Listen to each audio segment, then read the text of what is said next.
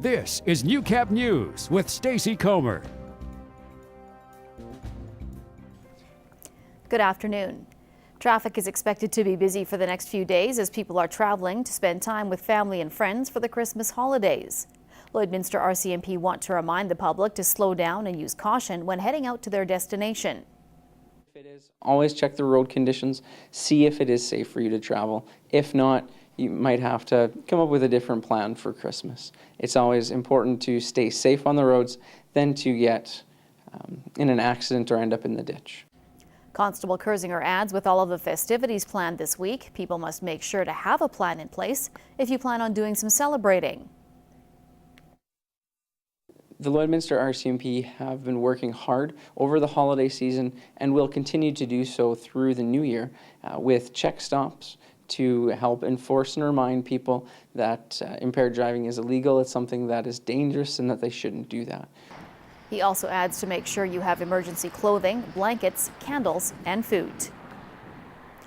It may be a battle for parking spots lately if you're one of many last-minute holiday shoppers, but in the rush, there are a few who will park in stalls not designated for them. Whether it's to park closer to the entrance or lack of parking space, as Anna Stanislaw explains, officials hope to remind the public that it's illegal to park in stalls reserved for persons with disabilities without a permit. It's a chaotic scene that's all too familiar. People trying to get in and out of stores as soon as possible and drivers waiting for a parking spot. But oftentimes, many people see those in a rush park in spaces for persons with disabilities. My mom can barely walk sometimes, and when people park there, we have to park way down there, and then she can't even go in the store. And that's not fair.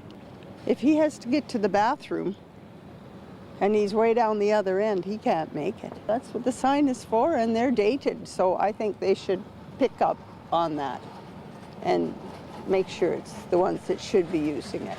If you're not able to walk and you don't have the sticker, get the sticker, because everybody plays that, and I, for one, with 3 small kids, have seen it plenty of times where it's people more than capable to walk that are parking in those spots. Drivers with disabled parking placards say it's frustrating to see people park illegally in handicapped stalls, and RCMP say because it is a bylaw, you can get fined $100. If they have to park somewhere further away, they're at a greater risk for whether it's slipping, falling, or just being hit by another vehicle. It's safer for them to be parked closer, and that's why they've been given those parking permits. Constable Grant Kersinger says it's always difficult to know if somebody is allowed to be parked in the designated stall, but vehicles should have an identifying placard or license plate. If you see someone who is parked in a handicap stall who is not or does not have a permit hanging in their window, it does not necessarily mean that they don't have a permit. We're taking away the opportunity for the person who is designated to park there to do so. If you're in a rush, chances are those people are going to be in a rush as well. You know, it's ignorant. It is. Anna Stanislaw, Newcap News. A local author and an illustrator held a book signing at Verses yesterday. Anne Campbell was promoting her 3 self-published books. Campbell's first book was inspired by her father's teddy bear, the same teddy bear that now sits in the school that shares her dad's name, Jack Kemp.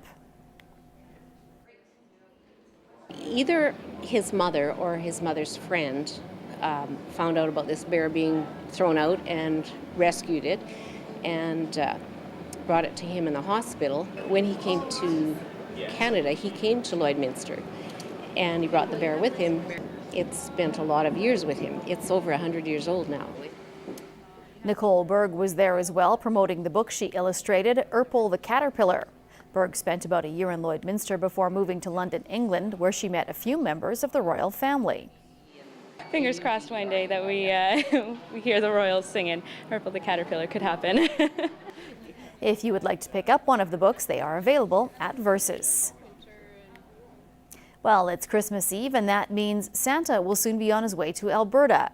Every year, the jolly old elf gets a courtesy escort from NORAD to ensure he has safe passage across the country. The escort includes pilots from Four Wing. Fraser Snowden has more on how it all goes down. This is Maritime. Our ships are standing by, ready to conduct any gift rescue operations if necessary. The NORAD Santa escort through North America has been taking place since the 1960s. The feat is a joint U.S. and Canadian military mission.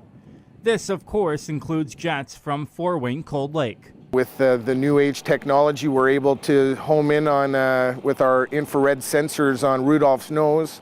So that essentially gives us the first cue on exactly where Santa is going.